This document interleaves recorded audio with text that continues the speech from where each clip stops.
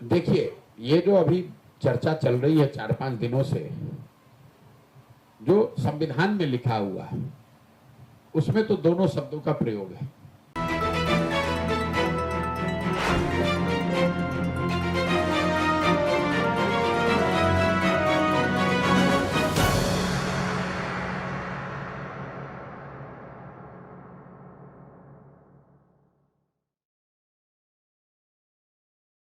देश की सियासत में सबसे बड़ी चर्चा अभी भारत और इंडिया को लेकर है।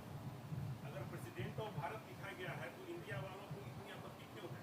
क्या भारत देखिए, ये जो अभी चर्चा चल रही है 4-5 दिनों से, जो संविधान में लिखा हुआ है, उसमें तो दोनों शब्दों का प्रयोग है, इंडिया और भारत दोनों। अब आज की जो लोग शासन में हैं, वो अगर इंडिया के बजाय इसको भारत शब्द का प्रयोग करना चाहते हैं, तो इसमें मतलब जो भी चुन कर आया है उसका प्रीरोगेटिव है। मान लीजिए कि किसी जमाने में हम लोग बॉम्बे कहते थे, आज उसको मुंबई कहा जा रहा है। कभी कि मद्रास कहते थे, आज उसको चेन्नई कहा जा रहा है।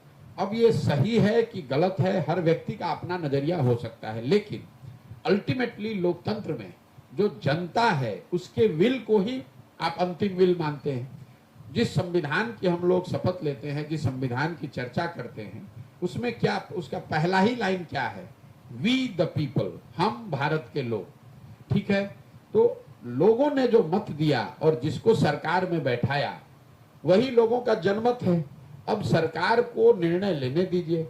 लोग अगर उससे इत्तेफाक नहीं रखेंगे, तो इसीलिए तो हर 4 वर्ष पर 5 वर्ष पर चुनाव की व्यवस्था है। अगर सरकार जनता के इच्छा आशा अनुरूप काम नहीं कर रही है, तो 5 वर्ष में सरकार को उसका खामियाजा भुगतना पड़ेगा।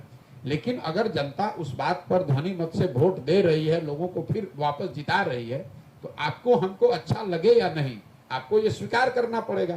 क्योंकि जनता से ऊपर तो कोई नहीं है देश में।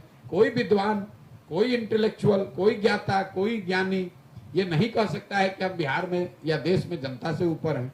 तो जनता का विल ही अंतिम विल है।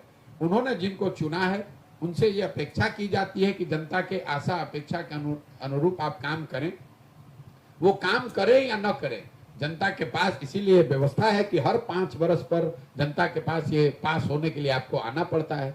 अगर चुनकर गए हुए व्यक्ति जनमत के भावना के अनुरूप काम नहीं करेंगे, उनके विरोध में काम करेंगे, तो जनता अपने मत के द्वारा उसको जाहिर करेगी। और इसमें हमको आपको बहुत घबराने की जरूरत नहीं है। जनता इतनी बेवकूफ नहीं है। ये आपको हमको लगता है कि जनता को समझ में नहीं आ रहा है, पैसे से खरीदा जा रहा है, जाति में बटा हुआ है।